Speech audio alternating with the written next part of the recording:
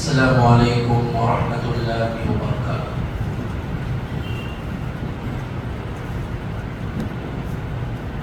ان الحمد للہ نحمده ونستعینه ونستغفره ونعوذ باللہ من شرور انفسنا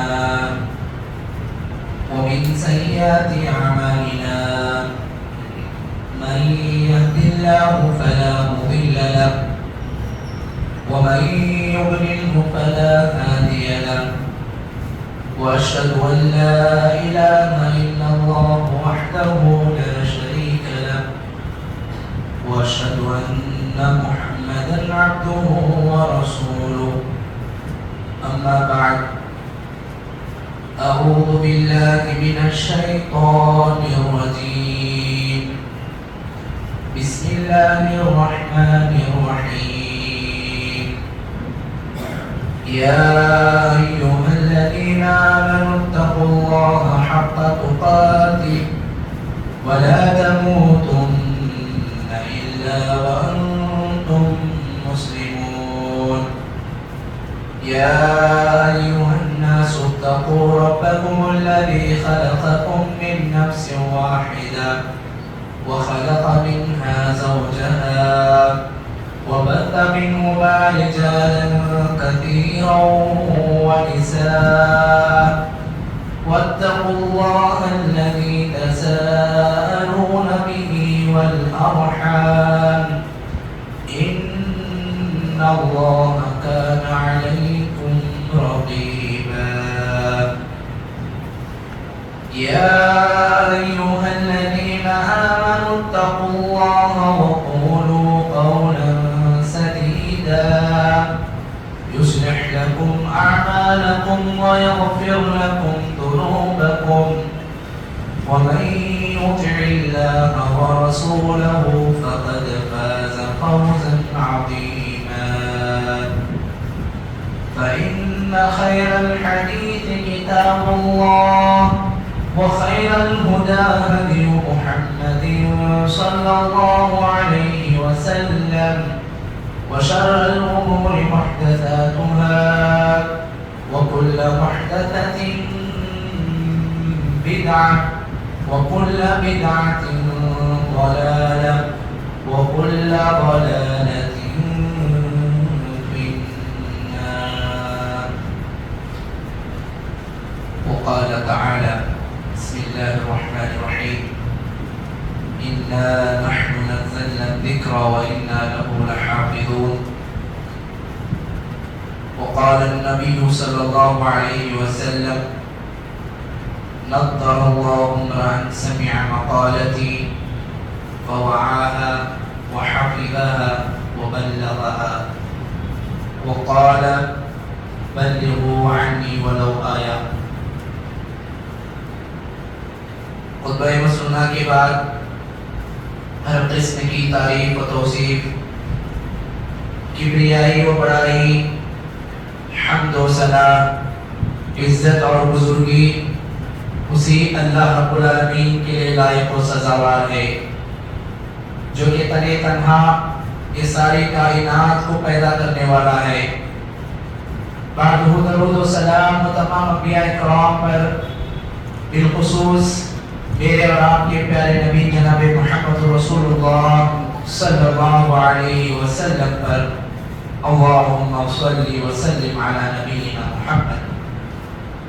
میرے محترم بزرگوں، نوجوان ساتھیوں، پیارے بچوں، آج کے اس جمعہ کے دن آپ لوگوں کے سامنے انشاءاللہ اس خطبے کے اندر جس ٹاپک اور موضوع پر میں بیان دوں گا وہ ہے دینی اجتماعات کی اہمیت اور افادیت۔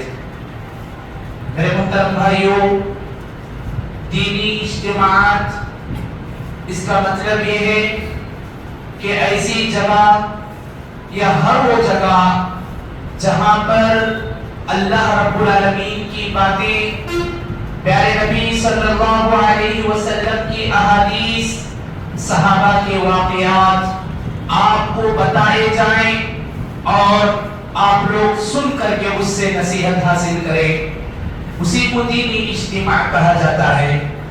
اسلام جب سے شروع ہوا ہے دینی اجتماعات اسی دن سے موجود ہیں۔ اور یاد رکھیں آج کے اس خطبے میں ایک اہم بات آپ کو میں بتاؤں گا کہ بہت سارے لوگ سمجھتے ہیں کہ اسلام ہمارے نبی صلی اللہ علیہ وسلم کے زمانے سے ہے۔ نہیں میرے بھائی، یہ غلط بات ہے۔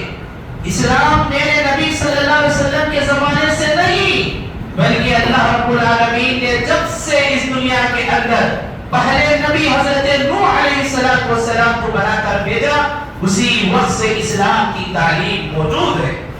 لیکن اللہ رب العالمین ہر نبی کو ہر امت کے لیے الگ الگ طریقے اللہ رب العالمین دے کر کے بھیجتے رہے، اور وہ اسلام آتے آتے میرے اور آپ کے پیارے نبی جناب محمد رسول اللہ صلی اللہ علیہ وسلم پر آ کر مکمل ہوا۔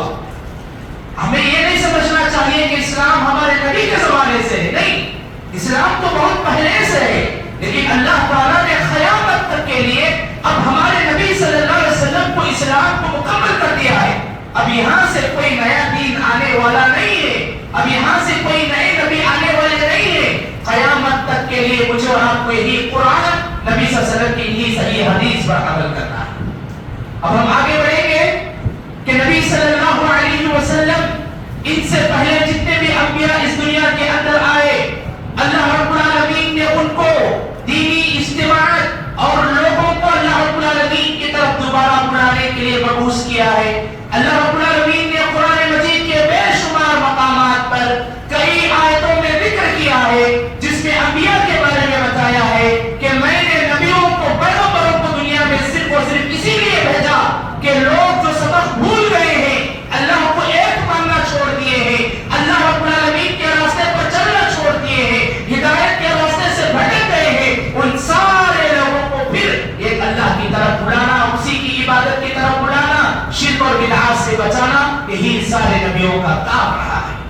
میرے محترم بھائیوں اور بزرگوں، معزز ساتھیوں، دینی اجتماعات کی ہم بات کریں تو یاد رکھیں دین کی دعوت دینے کے، لوگوں کو سمجھانے کے، اسلام بتانے کے دو طبقوں میں علماء نے تقسیم کیا ہے۔ سب سے پہلا طبقہ امت دعوت اور دوسرا طبقہ امت اجابت۔ امت دعوت کا مطلب یہ ہے کہ غیر مسلموں میں اسلام کی تعریف کرانا، غیر مسلموں میں اسلام کی دعوت کو پہنچانا، اور جو امت اجابت ہے اس کا مطلب یہ ہے کہ جو بھی لوگ پہلے سے مسلمان ہیں، خاندانی مسلمان ہیں یا کوئی مسلمان ہو چکے ہیں، ان کو دین کی باتیں نہیں معلوم ہے، تو پھر یہ امت اجابت کے حقدار ہیں کہ ہم ان کو دین کی باتیں پہنچائیں، دین کی باتیں سمجھائیں۔ جو پہلے ہی سے مسلمان ہیں ان کو صحیح راستے پر، درست راستے پر لانا۔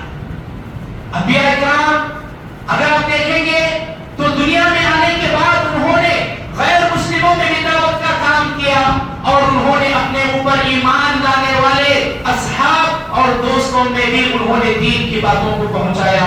اللہ تعالیٰ قرآن میں کہتے ہیں وَلَقَدْ بَعَثْنَا فِي كُلِّ أُمَّةٍ رَسُولًا أَنِ اعْبُدُوا اللَّهَ وَاجْتَنِبُوا الطَّاغُوتَ، اور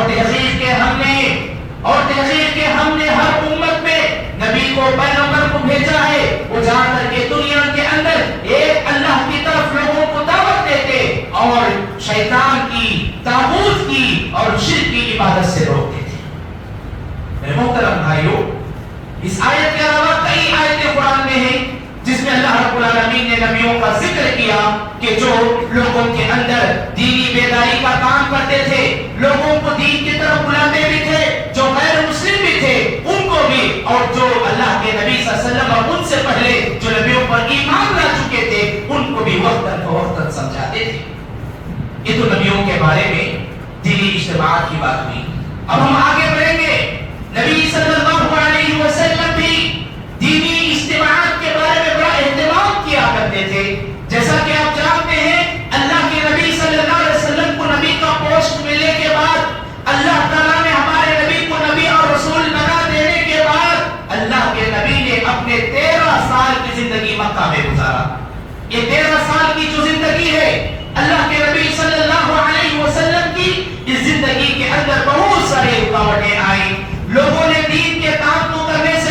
کیا تو اس موقع پر جو بھی صحابہ چھپ چھپ کر کے ایمان لا چکے تھے اللہ کے نبی کے پاس دین حاصل کرنے کے لیے وہ آ جایا کرتے تھے. جیسا کہ مشہور ہے اللہ کے نبی صلی اللہ علیہ وسلم کی سیرت کو پڑھ کر کے دیکھیں, لائف ہسٹری کو آپ مطالعہ کر کے دیکھیں. دار ارقم کے نام سے ایک بہت بڑا مکہ کے پہاڑوں کے اندر غار تھا, اس کے اندر اللہ کے نبی جمع ہوتے, اللہ کے نبی کے صحابہ جمع ہوتے اور جمع ہو کر کے وہ لوگ دین کی دعوت ایک دوسرے کو دیا کرتے تھے. اور اللہ کے نبی صلی اللہ علیہ وسلم وہاں پہنچ کر کے اپنے صحابہ کو دین سمجھاتے تھے, توحید سمجھاتے تھے, شرک سے رکنے کی بات کرتے تھے. اور اللہ کے نبی صلی اللہ علیہ وسلم نماز کا, ذکر کا, دعاؤں کا اور یہ ساری عبادتوں کا حکم وہاں پر دیا کرتے تھے. بہت مشہور ہے دار ارقم, آپ اٹھا کر کے دیکھیں اور یاد رکھیں اللہ کے نبی صلی اللہ علیہ وسلم جب تک 13 سال مکہ میں تھے اللہ کے نبی صلی اللہ علیہ وسلم نے 3 سال چھپ چھپ کر کے دعوت کا کام کیا, اس لیے کہ ڈر تھا کہ غیر مسلم کہیں اس وقت کے مکہ کے کافر اور مشرک نبی صلی اللہ علیہ وسلم کی اس دعوت کے کام کو روک نہ دیں.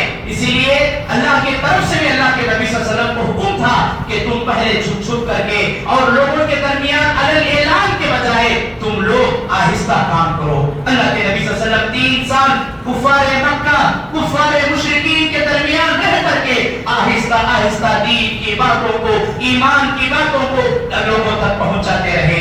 جب 3 سال مکمل ہوئے تو باقی کے 10 سال اللہ نے حکم دیا کہ اب تمہیں چھپ کر کے دعوت نہیں دینا ہے, اب تم علن اعلان لوگوں کے سامنے کھلا کھلا دعوت دیا کرو. اسی کو اللہ کے نبی صلی اللہ علیہ وسلم کی تاریخ میں, ان کی زندگی میں سری اور جہری دعوت کا نام دیا گیا.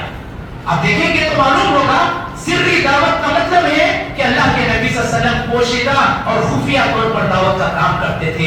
جہری دعوت کا مطلب یہ ہے کہ اللہ کے نبی صلی اللہ علیہ وسلم علن اعلان سارے لوگوں کے سامنے دین کی دعوت کا کام کیا کرتے تھے. چلو حاضرین یاد رکھیں, پہلے نبی صلی اللہ علیہ وسلم جب 13 سال مکہ میں گزار کر کے مدینہ آ گئے تو مدینے میں آنے کے بعد بھی اللہ کے نبی صلی اللہ علیہ وسلم 10 سال تک زندہ رہے. اور یاد رکھیں اس 10 سال میں اللہ کے نبی صلی اللہ علیہ وسلم نے اپنے صحابہ کو مضبوط کیا. اپنے صحابہ کے درمیان جب بھی ضرورت پڑتی آپ صلی اللہ علیہ وسلم اپنے صحابہ کے سامنے ایک دینی اجتماع کی طرح وعظ و نصیحت کرتے, اسپیچ دیتے, لوگوں کو سمجھاتے تھے. جیسا کہ کچھ مواقع آپ کے سامنے میں ذکر کروں گا. اللہ کے نبی صلی اللہ علیہ وسلم اپنے زمانے میں ہر جمعہ کے دن جمعہ کا خطبہ منبر و محراب کا استعمال کر کے اپنے صحابہ کی روحوں کو ایک دین کی تعلیم دے کر کے مضبوط کیا کرتے تھے. صحابہ کرام کو ایمان کی باتیں بتا کر کے ان کے ایمان کو مضبوط کیا کرتے تھے.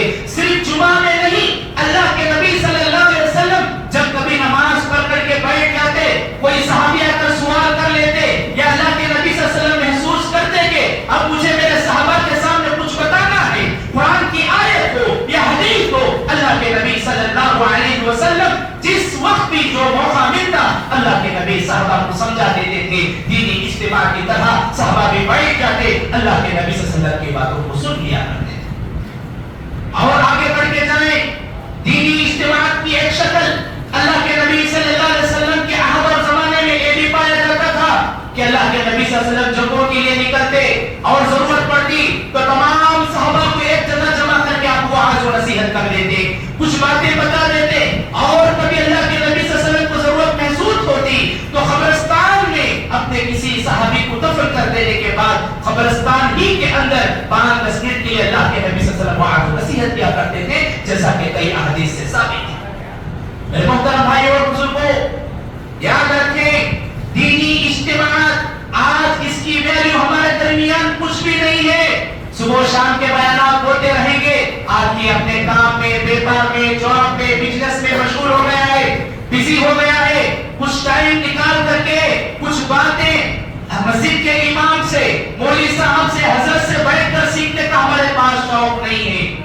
اور یاد رکھیں دینی اجتماعات میں جانا, بیٹھنا, باتوں کو سیکھنا یہ بڑی فضیلت والا کام ہے, بڑا ہی اجر و ثواب ملتا ہے جو مسلمان دینی اجتماعات میں بیٹھ کر کے دین کی باتوں کو سنتا ہے, عمل کی نیت سے بیٹھتا ہے.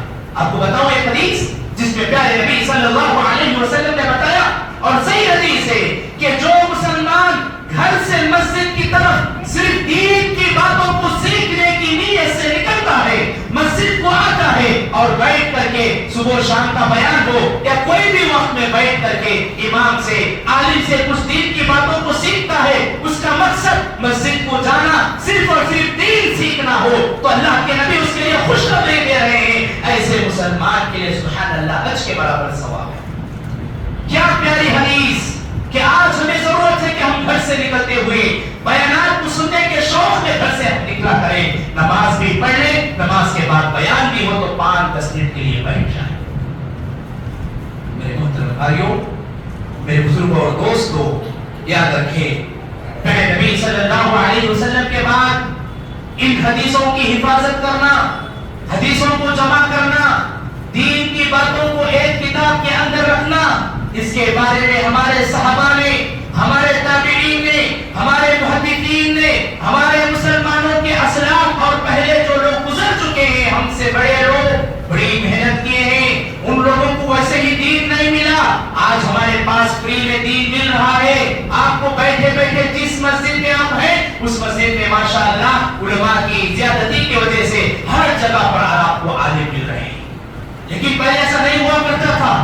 آپ کو صرف گاؤں میں سے جماعت میں سے کوئی زیادہ پڑھا لکھا ہوتا وہ نمازیں پڑھا لیتا تھا، کبھی ضرورت پڑے تو ایک دن وارم میں 2 دن بیانات دے لیتا تھا، اور آدمی کسی عالم سے ملنا تو آدمی کو کئی دور جانا پڑتا تھا۔ لیکن اب دیکھو سہولت، سبحان اللہ، یہ نعمت ہے ہمارے لیے کہ ہمارے مسجدوں میں امام ہے، علماء ہے، تو ہم ان سے دین کو سیکھیں۔ آئیے کچھ واقعات میں آپ کو بتاتا ہوں کہ ہمارے صحابہ یہ دین کی باتوں کو سننے جمع کرنے کے لیے کتنی محنت کیا کرتے تھے۔ حضرت عبداللہ بن عباس رضی اللہ تعالیٰ عنہ کا نام یاد رکھیں، اللہ کے نبی صلی اللہ علیہ وسلم کے سب کے چچا کے بیٹے، ان کے بارے میں آتا ہے کہ ان کو معلوم ہوا کہ مدینے سے دور کسی صحابی کے پاس ایک حدیث موجود ہے، صرف ایک حدیث، اس حدیث کو سننے کے لیے صبح کی نماز پڑھ کر کے عبداللہ بن عباس رضی اللہ تعالیٰ عنہ وہ صحابی کے گھر کو پہنچ گئے تو کیا دیکھتے ہیں کہ ان کا گھر کا دروازہ بند ہے، گھر کا دروازہ بند ہے۔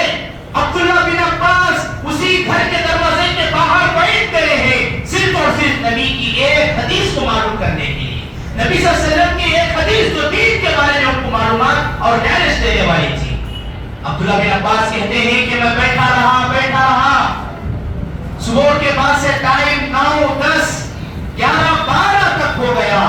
جب ظہر کا وقت ہوا تو وہ صحابی ظہر کی نماز کے لیے اپنے دروازے کو کھولے، جیسے ہی کھولتے ہیں تو کیا دیکھتے ہیں، گھر کے آنگن میں ہمارے نبی صلی اللہ علیہ وسلم کے چچا کے لڑکے عبداللہ موجود ہیں۔ صحابی پوچھتے ہیں کہ اے عبداللہ بن عباس، کیا وجہ ہے، کیا ریزن ہے کہ تم میرے گھر کے پاس بیٹھے ہوئے اور کب سے بیٹھے ہوئے ہو؟ عبداللہ بن عباس کہتے ہیں کہ میں آپ جب فجر نماز پڑھ کر کے آ گئے تو میں بھی آیا اور آ کر کے دیکھا کہ دروازہ بند ہے، میں سمجھ رہا تھا کہ تم ریسٹ لے رہے ہو، آرام کر رہے ہو، راحت کر رہے ہو، اس لیے میں خود دروازہ آگے بڑھ کر کے کھٹکھٹانا، دروازے کو مار کر کے تم کو بلانا میں مناسب نہیں سمجھا، میں یہیں پر بیٹھا رہا۔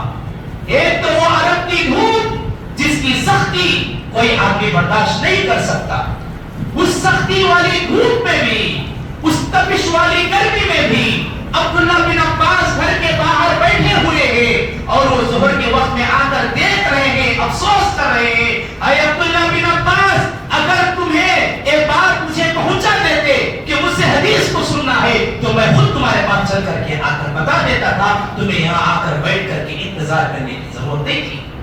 سنو عبداللہ بن عباس کا یہ بات کہ عبداللہ بن عباس کہتے ہیں کہ نہیں، مجھے ضرورت ہے حدیث لینے کے لیے، اسے میں نے آ کر یہاں پر حدیث لیا۔ تو ہمارے صحابہ ایک ایک حدیث کو، دین کی بات کو حاصل کرنے کے لیے گھنٹوں گھنٹوں بیٹھ کر کے انتظار کیا کرتے تھے۔ اب تمہارے سامنے پورے قرآن کے باتوں کو، حدیث کو جوڑ کر کے 5 منٹ میں ایک عالم بیان دے رہا ہو اور تم بیٹھے بغیر چلے جاؤ تو بیان دے تو کس کو دے، دینی اجتماع رکھے تو کس کے لیے رکھے؟ میرے مسلمان بھائیوں، آج ہمیں شوق پیدا ہونا چاہیے دین کو سیکھنے کا، دین پر عمل کرنے کا۔ آگے بڑھیے، صحابہ اکرام تو محنت تو کیے ہیں، بلکہ صحابہ کے ساتھ ساتھ صحابہ کی بیویاں اور ان کی بیٹیوں نے بھی اس دین کے لیے بڑی محنت کی۔ یہاں پر ایک اہم نقطہ آپ سمجھنے کی کوشش کریں، جو پوائنٹ بتا رہا ہوں اس کو نوٹ کریں۔ آج کل ہمارے مسلمان تو جمعہ میں किसी वक्त सुबह शाम में बयानात को सुन करके मंथली वीकली प्रोग्राम में जाकर हम तो दीन सीख रहे हैं, लेकिन हमारी बीवी, हमारी बेटियां, हमारी माएं दीन के मामले में कहां है, ये भी हमें सोचने की जरूरत है। उनके लिए भी अलग से प्रोग्राम करने की जरूरत है, उनके लिए भी अलग से मुअल्लिमात को, आलिमात को, जो औरतों में दीन पढ़े लिखे हैं, उनके लिए बुला करके इस्तेमाल की जरूरत है। जिस तरह हम लोग जन्नत में जाने के ख्वाहिशमंद हैं, हमारी बीवी को, हमारी बेटियों को, माँ बहनों को भी जन्नत में ले जाने का शौक वैसे ही हमारे दिलों में होना चाहिए। उनकी दीन की फिक्र हमें करनी चाहिए। याद रखें, सहाबियात में से जो नबी सल्लल्लाहु अलैहि वसल्लम की मशहूर बीवी अम्मा आयशा रज़ियल्लाहु तआला अन्हा के बारे में आता है कि नबी सल्लल्लाहु अलैहि वसल्लम के जमाने में उनके इंतकाल के बाद औरतों में सुभान अल्लाह ज्यादा इल्म वाली हजरत आयशा रज़ियल्लाहु तआला अन्हा थी, बहुत सारी थी। उनमें से अम्मा आयशा का इल्म दीन के बारे में नॉलेज बड़ा जबरदस्त था, बल्कि मदीने की औरतें, खवातीन, लेडीज उनके पास आती थी, दीन सीख करके जाती थी। सुभान अल्लाह। एक और वाकया आपको सुनाऊंगा।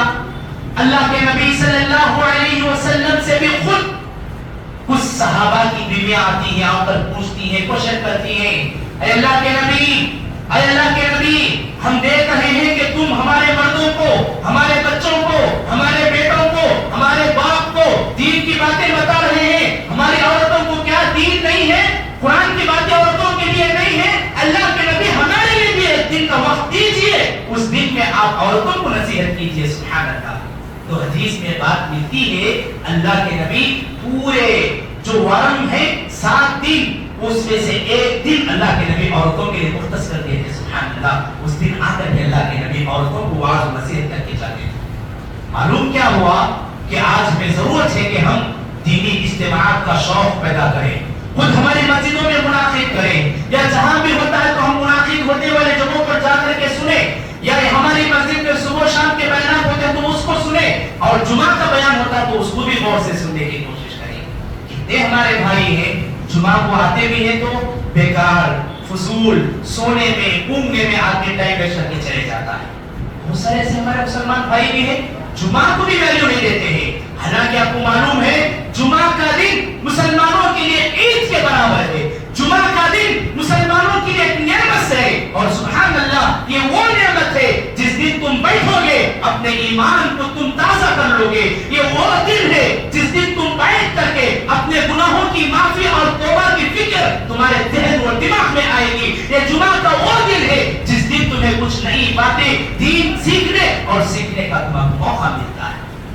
मोहतरम भाई और बुजुर्गों, सहाबा के बाद मुहद्दिसीन की हम बात करें तो हमारे मुहद्दिसीन हदीसों को जमा करने के लिए, दीन की बातों को इकट्ठा करने के लिए कभी कभी 100 किलोमीटर और कभी कभी हजारों किलोमीटर का सफर किया करते थे। और साथ में उस वक्त बड़ा गरीब जमाना था, एक रोटी साथ में कुछ खार या कुछ ऐसी चीज जो आदमी बना करके रख लेता था। कभी नाश्ते में आधी रोटी, कभी दोपहर में और आधी रोटी, आदमी ऐसा खा लिया करता था। और जब हदीस को लेने के लिए जाते हैं, बयानात को सुन करके हदीस को जमा करने के लिए जाते हैं, तो जाते जाते जब उनके पास खाना पीने का सामान खत्म हो जाता तो फिर वो लोग क्या करते थे, सुनो, इससे सुनने से तुमको दीनी इज्तिमाअत की वैल्यू मालूम होगी, सुबह शाम के बयानात की वैल्यू मालूम होगी, जुमा के दिन की वैल्यू मालूम होगी कि वो लोग ये सारी बातों को जमा करने के लिए कितनी मेहनत किया करते थे। एक वाकया इमाम बुखारी रहमहुल्लाह का बड़ा मशहूर वाकया। इमाम बुखारी सुभान अल्लाह ये वो इमाम है जो अमीरुन फिल हदीस, हदीस में सबसे बड़े इमाम, और इमाम फिल हदीस। और याद रखिए इमाम बुखारी के बारे में एक वाकया आता है कि इमाम बुखारी रहमहुल्लाह एक हदीस को तलाश करने के लिए, उसके बारे में नॉलेज लेने के लिए इमाम बुखारी सफर पर निकले, और साथ में कुछ रोटियां, साथ में कुछ पानी और साथ में कुछ सालन वगैरह लेकर के निकले। चलते हैं, एक दिन हो गया, 2 दिन हो गया, 3 दिन हो गए, और उनके पास जो भी खाने पीने की चीजें थी सारी खत्म हो गई। खत्म होने के बाद क्या हुआ सुनो, इमाम बुखारी कहते हैं कि जब मेरे पास खाने पीने का सामान खत्म हो गया और जब मुझे भूख लगी, इतनी शदीद भूख, इतनी सख्त भूख कि मैं बर्दाश्त नहीं कर सका, उस वक्त मुझे घास खाने का मौका आया तो मैंने घास भी तोड़कर खा लिया। یہ کون ہے ہمارے اسلاف میں، یہ کون ہے ہمارے محدثین ہیں، دین کی ایک ایک بات کو جمع کرنے کے لیے ہزاروں کلومیٹر کا سفر، اور اس میں بھی زیادہ راہ جو آدمی ساتھ میں لے کر جاتا ہے سفر میں ختم ہو گیا تو امام بخاری کہتے ہیں کہ میں گھاس کھایا تھا۔ اور اسی طریقے سے میرے بھائیوں امام محمد بن طاہر مقدسی رحمہ اللہ کے بارے میں آتا ہے، اس واقعے کو بھی سنو اور غلط مت لو، صحیح واقعہ ہے جو آپ کو تاریخ میں ملے گا۔ کیا ہے؟ جب ایک مسلمان کی جان جا رہی ہو، آدمی کو جب سخت پیاس ہو، جان نکلنے والی ہے، ایسے موقع پر بازو شراب بھی ہے تو آدمی کو صرف اس کی حلق بھگانے کے لیے، جان بچانے کے لیے اتنا ہم اس آدمی کو جو مسلمان ہے گلے میں ڈال سکتے ہیں جان بچانے کے لیے۔ مجبوری میں آدمی، اسلام اسے پرمیشن دیتا ہے، فتویٰ دیتا ہے کہ مجبوری میں آدمی وہ کر سکتا ہے۔ اسی طریقے کا ایک واقعہ آپ کے سامنے امام محمد بن طاہر المقدسی رحمہ اللہ کا موجود ہے کہ امام محمد بن طاہر المقدسی حدیث کو لینے کے لیے نکلے اور جاتے جاتے ان کے پاس کھانے پینے کی ساری چیزیں ختم ہو گئی، تو جب ان کو موقع آیا تو حدیث کی یہ علم کے لینے کے لیے سبحان اللہ ان کی محنتیں دیکھیں، ان کی لائف ہسٹری میں واقعہ موجود ہے کہ انہوں نے خود اپنا پیشاب پکڑ کر کے پی لیا تھا جان بچانے کے لیے۔ اللہ اکبر۔ ایک اور جگہ پر آتا ہے کہ ان کے جسم میں پانی، حدیث کو لینے کے لیے نکلے، جسم کا پانی بھی سوکھ گیا تو ان کا جو پیشاب تھا وہ خون کی طرح آیا۔ اللہ، یہ کون ہے؟ ہمارے اسلاف ہیں، یہ کون ہے؟ ہمارے محدثین ہیں۔ اتنی محنت کے بعد آج ہمارا دین اسلام محفوظ ہے، سبحان اللہ۔ اور تم معمولی سمجھ رہے ہو دینی اجتماعات کو، معمولی سمجھ رہے ہو صبح شام کے بیان کو، جمعہ کے بیان کو، نہیں میرے بھائی، بڑی محنتوں کے بعد یہ حاصل ہوا ہے۔ اور یاد رکھیں، آگے آپ کو میں بتاؤں کہ دینی اجتماعات کے کیا کیا فائدے ہیں۔ دینی اجتماعات کے بہت فائدے ہیں میرے بھائی، حدیث کے اندر ثابت ہیں۔ اگر تم لوگ شوق کے ساتھ سنو گے، دینی اجتماعات میں بیٹھو گے، اس کے بہت سارے فائدے ہیں، بہت سارے فائدے۔ انشاءاللہ لاسٹ میرے ٹاپک میں کیا فائدے ہیں دینی اجتماعات کے بتاؤں گا، اس سے پہلے کچھ اور باتیں ہیں مجھے آپ کو سنانا ہے۔ یاد رکھیں، اللہ تعالیٰ نے ہمیں مسلمان بنایا ہے، یہ بہت بڑی نعمت ہے، بہت بڑی نعمت ہے۔ اس لیے کہ آدمی اللہ کے پاس جب جائے گا تو اللہ رب العالمین یہی دیکھے گا کہ اس نے اسلام پر دنیا میں عمل کیا کہ نہیں کیا ہے، اس لیے کہ اسلام ہی اللہ کو پسند ہے۔ دوسرے جو بھی مذاہب ہیں اس کے اندر غیر اللہ کی عبادت کی جاتی ہے، لیکن اسلام سبحان اللہ ہمیں صرف اللہ کے سامنے سجدہ کرنے، صرف اللہ کے نام پر ذبح کرنے، صرف اللہ کے لیے عبادت کرنے کا حکم دیتا ہے۔ اور اللہ نے قرآن میں بھی واضح طور پر بتا دیا ہے، ان الدین عند اللہ الاسلام، اللہ کے نزدیک سب سے پیارا دین اور محبوب دین اسلام ہی ہے، اور حشر کے میدان میں جو مسلمان اور اسلام لے کر کے جائے گا اسی کا دین ایکسپٹ کیا جائے گا۔ یہ میں کیوں آپ کو بتا رہا ہوں؟ جب ہم مسلمان ہیں تو ہماری کچھ ذمہ داریاں بھی ہیں۔ یہ الگ بات ہے کہ ہمیں پیرنٹس ہیں، ماں باپ ہیں، بیوی بچے ہیں، ان کی ذمہ داری ہمیں نبھانا ہے، یہ سارے ہر ایک بھی موجود ہے۔ وہ چھوڑ کر کے ہم مسلمان ہیں، ایز پر مسلم مجھے اور آپ کو کچھ ذمہ داریاں آتی ہیں، وہ ذمہ داریاں مجھے اور آپ کو نبھانا پڑے گا۔ اگر نہیں نبھاؤ گے تو یاد رکھیں یہ ذمہ داری کے بارے میں تمہیں پوچھا جائے گا۔ اس لیے کہ دنیا کے اندر ہر کوئی آدمی جوان ہوتا ہے، بڑا ہوتا ہے، کماتا ہے، ماں باپ کو پالتا ہے، بیوی بچوں کو پالتا ہے، اچھا ایجوکیشن دیتا ہے، اچھے اچھے کالجوں میں، اسکولوں میں پڑھاتا ہے، اچھی بات ہے، لیکن تم ایک مسلمان ہونے کے ناطے کیا کر رہے ہو؟ کیا ہے تمہارا کام جس اللہ نے تمہیں دنیا میں بھیجا بھی ہے؟ تو اللہ نے قرآن میں بھی واضح طور پر بتا دیا ہے۔ آئیے 3 آیتیں میں قرآن مجید سے پڑھ کر آپ کو سمجھاتا ہوں۔ سب سے پہلی آیت اللہ رب العالمین قرآن میں کہتے ہیں وَلْتَكُن مِّنكُمْ أُمَّةٌ يَدْعُونَ إِلَى الْخَيْرِ۔ اس آیت میں کیا اللہ تعالیٰ کہتے ہیں؟ غور سے سنیں۔ وَلْتَكُن مِّنكُمْ أُمَّةٌ يَدْعُونَ إِلَى الْخَيْرِ، کہ تم دنیا کے اندر بہترین امت بنا کر کے بھیجے گئے ہو، تم ایک اچھی جماعت ہو۔ اللہ مسلمانوں سے مخاطب ہو کر کے کہتا ہے تمہارا کام کیا ہے؟ لوگوں کو اچھے باتوں کا حکم دینا، لوگوں کو برائیوں سے روکنا، اور تم خود پہلے دین کے بارے میں مضبوط اور ٹھوس علم حاصل کرنا۔ ایک اور جگہ پر اللہ قرآن میں کہتے ہیں کنتم خیر امۃ اخرجت للناس تأمرون بالمعروف وتنہون عن المنکر۔ اس کا معنی یہ ہے کہ تم ایک بہترین امت ہو جو لوگوں کے لیے نکالی گئے ہیں کہ لوگوں کو سدھارنا اور لوگوں کو سمجھانا، لوگوں کو دین बुझाना, ये सारी जिम्मेदारी हमारे मुसलमानों की है भाइयों। अब भी हम लोग गफलत में सोते रहेंगे, अब भी हम लोग, हमारी कोई जिम्मेदारी नहीं है, सिर्फ कमाना, खाना और हमारे बीवी बच्चों का, माँ बाप को देख लेना। समझो कि तुम्हारी जो जहन में बात है गलत है, नहीं, आपकी जिम्मेदारी है कि खुद मजबूत इल्म हासिल करें और लोगों को भी समझाने की आप कोशिश करें। इसी तरीके से अल्लाह के नबी सल्लल्लाहु अलैहि वसल्लम ने भी हदीस के अंदर बहुत प्यारी बातें मुझे और आपको समझाई हैं। तो सबसे पहली बात आप सुने, अल्लाह के नबी सल्लल्लाहु अलैहि वसल्लम हदीस में कहते हैं, नफ़्फ़रल्लाहु इम्रान, अल्लाह रब्बुल आलमीन उस मुसलमान को तरोताजा रखे। अल्लाह के नबी दुआ दे रहे हैं ऐसे मुसलमान को जो जिम्मेदार मुसलमान हो, उम्मत की फिक्र करने वाला हो, अपने बीवी बच्चों की फिक्र के साथ साथ मुसलमानों की भी फिक्र करने वाला हो कि मेरे मुसलमान भाई गलत रास्ते पर हैं, गुमराही के रास्ते पर हैं, उनको कैसे सीधे रास्ते पर लाना है, उनको कैसे नमाजी बनाना है, उनको शिर्क से कैसे बचाना है, बिदअत से कैसे बचाना है और उनको नबी के तरीके पर कैसे लाना है, ये फिक्र हर मुसलमान को होनी चाहिए। अल्लाह के नबी सल्लल्लाहु अलैहि वसल्लम कहते हैं जो भी ऐसी फिक्र रखता है वो मुसलमान, उस मुसलमान के लिए अल्लाह के नबी की दुआ है। सुभान अल्लाह, क्या है दुआ सुने, नज़्ज़रल्लाहु इम्रान, अल्लाह ताला उस मुसलमान को खुश रखे, तरोताजा रखे, अल्लाह उसके लिए, उसके चेहरे को अल्लाह तरोताजा रखे। किसके लिए? आगे हदीस में मौजूद है, समिअ मक़ालती, अल्लाह के नबी कहते हैं कि जो मेरी बातों को सुनता है, जो मेरी हदीसों को सुनता है और जो दीन की बातों को सुनता है, सुनने के बाद आदमी छोड़ दिया तो उसके लिए नबी की दुआ नहीं है, सुन करके नहीं छोड़ना है।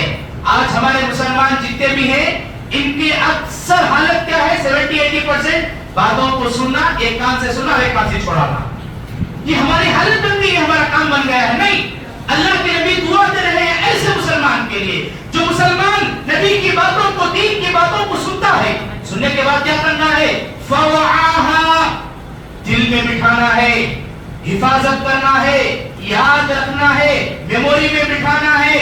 उसके बाद क्या करना है, फवआहा व हफिज़हा व बल्लगहा, याद कर लेने के बाद वो बातों को दूसरे मुसलमानों तक पहुंचाना है। सुभान अल्लाह, ऐसे मुसलमान के अल्लाह के नबी ने दुआ दी है, अल्लाह उसे खुश रखे, तरोताजा रखे।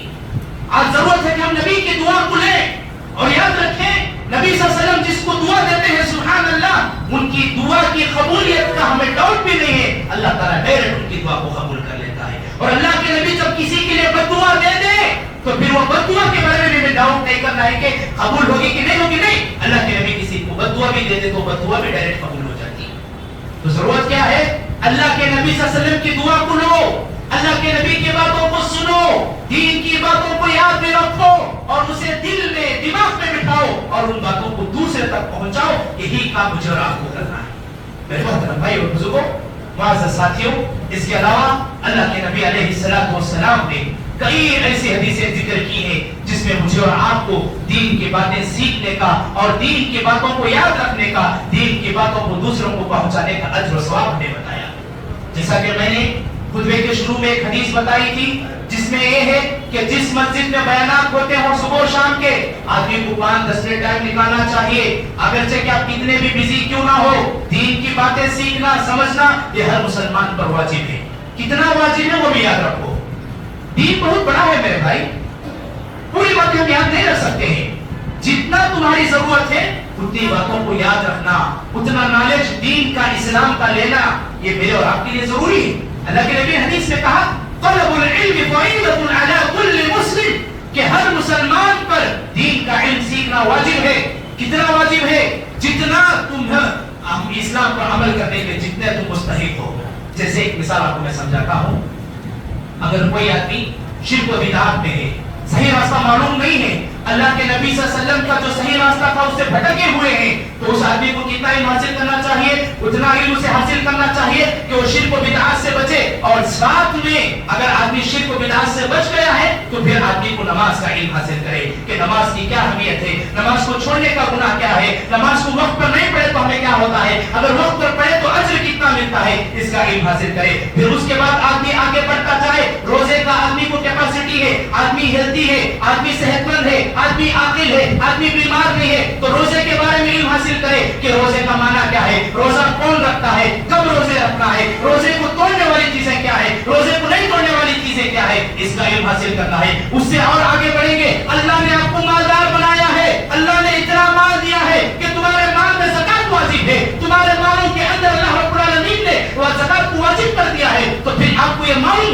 चाहिए कि मेरे पास माल कितना है, तुम्हें ज़कात निकालना है, कितना निकालना है, किसको देना है, कहां पर खर्च करना है, ये सारा इल्म तुम्हारे पास, जितना तुम दीन पर अमल करने के हकदार हो, वो सारी बातें मुसलमान को सीखना वाजिब है। आज हम देखें कहां खड़े हुए हैं, जरूरत पड़ी तो किसी आलिम से, किसी मुफ्ती से, किसी आदमी से हम पूछ लेते हैं। जब आदमी को जरूरत ना हो और आदमी खुद गुमराही में पड़ा भी हुआ हो, उसे फिक्र ही नहीं होती है। मेरे भाइयों, इल्म हासिल करने की दो किस्में हैं, एक है फर्ज ऐन, दूसरा है फर्ज किफाया। फर्ज किफाया का मतलब क्या है? दीन का पूरा इल्म हासिल करना, यह सिर्फ उलमा का काम है। और फर्ज ऐन, जितना तुम्हारे ऊपर वाजिब होता है अमल करना, वो इल्म तुम हासिल करना। और याद रखें, अगर तुम फर्ज ऐन के मुताबिक इल्म हासिल नहीं करोगे, अपने बच्चों को फर्ज ऐन के मुताबिक इल्म नहीं दिलाओगे, दीन का इल्म नहीं दिलाने का गुनाह तुम्हें मिलेगा।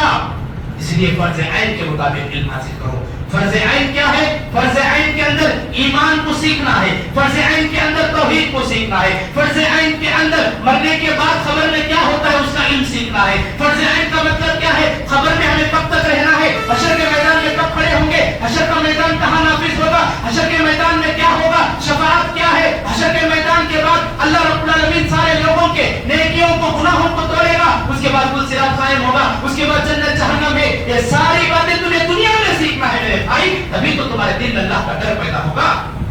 आज जितने भी मुसलमान डरे बगैर बहादुर के साथ मौजूद हैं, उनकी कमी यही है कि उनके पास नॉलेज नहीं है। तुम्हारे पास नॉलेज आ जाएगा, दीन की मालूमात आ जाएंगी, याद रखें, उसी वक्त से तुम सुधर जाओगे, समझ जाओगे। हमारे साथ कितने ऐसे नौजवान हैं, सुभानअल्लाह, हमारे साथ सफरों में होते हैं, हमारे साथ आते हैं, उठते हैं, बैठते हैं। हम ऐसे नौजवानों को दीन की बातें बोल देते हैं, समझा देते हैं, उनके ईमान को ताजा कर देते हैं, उनके दिल में जो गंदगी होती है उसको निकाल देते हैं। फिर देखते हैं कि वो नौजवान सुभानअल्लाह दीन के रास्ते पर परफेक्ट हो जाते हैं और उसके ऊपर आसानी के साथ अमल कर लेते हैं। तो मालूम क्या हुआ कि आज हमें जरूरत है कि हम दीन का इल्म हासिल करें। आज हमें जरूरत है कि हम कुरान और हदीस का इल्म हासिल करें। मेरे भाइयों, मुझे अफसोस के साथ कहना पड़ता है, हमारे मुसलमानों में कई ऐसे मुसलमान हैं जो कुरान सीखे बगैर भी मर कर चले जा रहे हैं। 50 साल, 60 साल, 70 साल, 80 साल अल्लाह इतनी लंबी जिंदगी दिया, फिर भी कुरान सीखने का शौक नहीं है, बैठ करके हदीस को पढ़ने का शौक नहीं है, दीन की मालूमात को सीखने का शौक नहीं है। बीवी बच्चों को कैसे सुधारना है, बिगाड़ क्या है, अच्छा क्या है, नेकी क्या है, गुनाह क्या है, इसका भी इल्म बहुत सारे लोगों को मालूम नहीं है। नहीं मेरे भाई, आपको याद रखना होगा, आपको समझना होगा कि सही रास्ता क्या है, गलत रास्ता क्या है, नेकी क्या है, गुनाह क्या है, अच्छा क्या है, बुरा क्या है, ये हर मुसलमान को मालूम होना होगा और ये जरूरी भी है। अब आइए, आखिर के कुछ 5 मिनट बचे हुए हैं, मैं आपके सामने दीनी इज्तिमात के फायदे क्या है आपके सामने बताकर अपने बात को खत्म करता हूं। दीनी इज्तिमात के बहुत फायदे हैं मेरे भाइयों। जैसा कि मैंने जुमा के दौरान कहा, सुबह शाम का बयान हो, जुमा का बयान हो, जब भी जरूरत पड़े मंथली प्रोग्राम हो, 6 मंथ को एक मर्तबा प्रोग्राम हो या एनुअल प्रोग्राम हो, कोई भी प्रोग्राम क्यों ना हो, उसके अंदर बैठना, कुरान हदीस की बातों को सुनना, समझना और समझ करके अमल करना, सिर्फ एक कान से सुनकर दूसरे कान से छोड़ देना, ऐसा नहीं करना, बल्कि समझना, ये मेरे और आपके लिए बहुत सारे फायदे देता है। सबसे पहला फायदा, यहाँ से नोट करो, ये नोट करें तो इंशाल्लाह आपको ये फायदा होगा। सबसे पहला फायदा दीनी इज्तिमा का आपको ये मिलेगा कि अल्लाह रब्बुल आलमीन तुम्हारी रूह को मजबूत करेगा, तुम्हारी रूह एक्टिव हो जाएगी। जिस मुसलमान की रूह एक्टिव हो जाए, इंशाअल्लाह वो कभी फिर दीन में कभी हार नहीं जाता, बल्कि दीन के कामों में घुसता ही चले जाता है और अंदर आदमी जितना हो सके आदमी उतना ज्यादा दीन के काम करते जाता है। एक मर्तबा आदमी पूरे गुनाहों से तौबा करके नमाज पढ़ लिया, फिर उसके बाद नमाज की तौफीक उसे मिलती ही जाती है।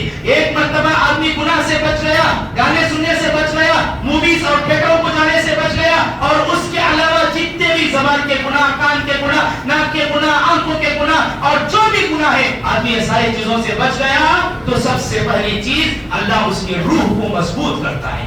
रूह क्या है? हर मुसलमान और हर काफिर के जिस्म में रूह होती है, रूह होती है। आपको जो भी आपकी बॉडी को नुकसान हो या आपके जिस्म को कोई भी आपको नुकसान पहुंचे तो आप डॉक्टर के पास जाकर इलाज करते हैं, लेकिन जो रूह बीमार हो जाए, उसके अंदर जो रूह अल्लाह ताला रखता है, अगर वही आपकी कमजोर हो जाए तो फिर तुम कभी दीनदार नहीं बन सकते, اپنے روح کو ایکٹیو کرنے کی کوشش کرو، اپنے روح کو مضبوط کرنے کی کوشش کرو.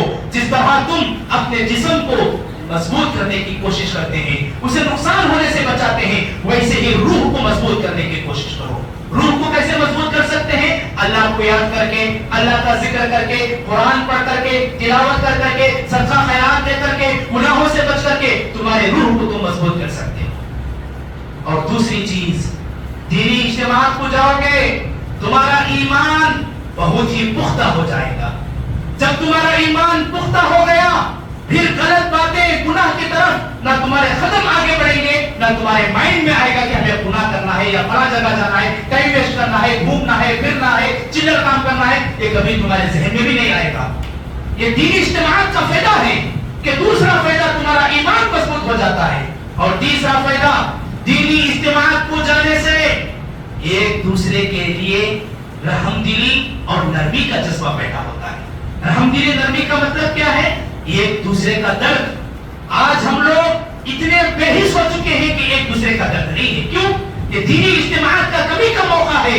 یا تم لوگ دینی اجتماعات ہوتے ہیں تو وہاں پہ نہیں جاتے ہیں، اگر جاؤ گے تو تیسرا فائدہ ملے گا، ایک دوسرے کا درد، ایک دوسرے کے دل کی نرمی آدمی کو پیدا ہوتی ہے اور آدمی بڑا تر و تازہ ہوتا ہے. اور چارواں فائدہ، تم دینی اجتماعات کو جاؤ گے تو تمہارے لیے فائدہ یہ ملے گا کہ ہمارے اندر ایک دوسرے کے دل میں محبت پیدا ہو جائے گی، اور آدمی جہاں کہیں بھی رہے گا اس کی اچھائیاں، اس کے اخلاق اور اس کا سلوک کو دیکھ کر کے خود کو ویسے بنانے کی تربیت کرنے کی کوشش کرے گا. یہ دینی اجتماعات کا فائدہ ہے کہ جا کر بیٹھنے سے ایک دوسرے کے اخلاق معلوم ہوتے ہیں. اس کے پاس پیار کیریکٹر ہے تو سامنے والا جو نوجوان ہوتا ہے، سامنے والا ایک بڑا آدمی ہوتا ہے، اس کے پاس اچھا کیریکٹر ہوتا ہے تو خود تمہارے مائنڈ کو، دل کو معلوم ہو جاتا ہے ایسا کیریکٹر مجھے بھی اپنانا چاہیے. یہ دین کا فائدہ ہے کہ تم جاؤ گے تو دینی اجتماع کا اس کا فائدہ ملے گا. آخری فائدہ بتا کر میں اپنی بات مختم کروں گا، وہ یہ ہے کہ دینی اجتماعات کا ایک بہت بڑا فائدہ یہ ہے کہ ہم لوگ ایک دوسرے سے ہم آپس کا تعلق بنا کر کے، چاہے اجتماع آپ کو کہیں اس گاؤں کے باہر ہو یا کہیں پر 50-100 کلومیٹر میں ہو، آپ یہاں سے جائیں گے تو جاتے ہوئے اپنے ایمان کو لے کر کے جائیں گے تو ساتھ میں آپ کو کئی باتیں معلوم ہوگی. وہاں پر جانے کے بعد وہاں کے لوگوں سے دوستی ہوگی اور آپ کے کانٹیکٹس میں اضافہ ہوگا. آج اپنا موبائل اٹھا کر کے دیکھیں کتنے بیکار دوست ہیں، کتنے بیکار کانٹیکٹ نمبرز ہیں، لیکن آپ کے پاس علماء کا نمبر، دعاء کا نمبر، داعیوں کا نمبر، آپ کو مسئلہ معلوم کرنے کا شوق. ایک جگہ سے دوسری جگہ جاؤ گے تو تمہیں معلوم ہوگا کہ ویلیو کیا ہوتی ہے دین کی باتوں کی. آج میں ضرورت ہے کہ میرے بھائیوں دینی اجتماعات کو مضبوط کریں، اس کے لیے ٹائم نکالیں، بیٹھنے کی کوشش کریں، سننے کی کوشش کریں. خود ہمارے مسجد میں جو بیانات ہوتے ہیں وہیں پر آپ بیٹھے تو بہت سارا علم حاصل کر لو گے. آخر میں اللہ سے دعا کرتا ہوں کہ رب العالمین تو ہم تمام لوگوں کو خاص کر کے دینی اجتماعات کو اللہ رب العالمین مضبوط کرنے کی ہمیں توفیق عطا فرمائے. اللہ رب العالمین ہمارے مسجدوں میں جو بھی دینی اجتماع صبح و شام کے بیانات، جمعہ کے بیانات ہوتے ہیں، اللہ ہم سے غور سے سننے کی توفیق عطا فرما. اللہ رب العالمین ہمارے اوپر جتنا علم واجب ہے اللہ اتنا علم ہمیں سیکھنے کی توفیق عطا فرما. اللہ رب العالمین ہمارے دلوں کی گندگی کو تو دور فرما. اللہ رب العالمین ہمارے دلوں میں ایک دوسرے کے لیے محبت پیدا فرما. اللہ رب العالمین ہم سب کو صحیح راستہ نصیب فرما. اللہ ہم سب کو قرآن و حدیث پر چلنے کی توفیق عطا فرما. اللہ رب العالمین تیرے نبی صلی اللہ علیہ وسلم کے طریقے پر چلنے کی ہمیں توفیق عطا فرما. اللہ رب العالمین ہم بہت گنہگار ہیں، اللہ ہمارے گناہوں کو معاف عطا فرما. اللہ رب العالمین ہم سب کو نیک کام کرنے کی توفیق عطا فرما.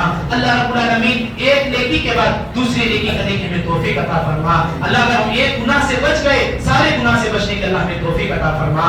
اللہ ہمارے ایمان کو مضبوط فرما.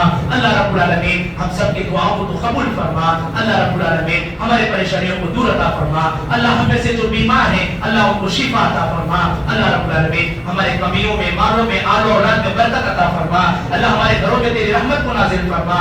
آمین. والسلام علیکم ورحمۃ اللہ وبرکاتہ.